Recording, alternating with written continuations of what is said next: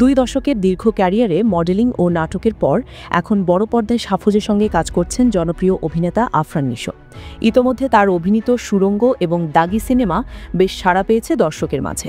তারাও চাচ্ছেন অভিনেতাকে নিয়মিত সিনেমায় দেখতে, তাই এখন সিনেমায় বেশি মনোযোগ দিচ্ছেন অভিনেতা।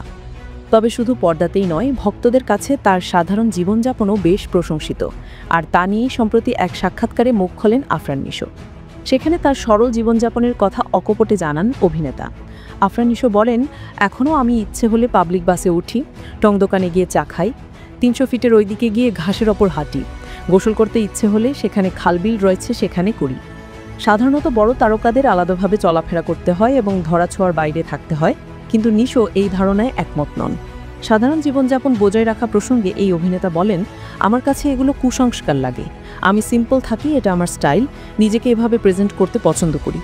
দিন শেষে আমাকে মরতে হবে, মাটির গভীরে থাকতে হবে। আমি চাইবো আমার যত যোগ্যতা বাড়বে আমি তত গ্রাউন্ডে থাকব, আমার যারা ফ্যান তাদের কাছাকাছি পৌঁছাবো। এদিকে নিশা অভিনীত নতুন ওয়েব সিরিজ আঁকা খুব শিগগিরই আসছে। ভিকি জাহেদের পরিচালনায় নির্মিত এই সিরিজটি নিয়ে ইতোমধ্যে আলোচনা শুরু হয়েছে।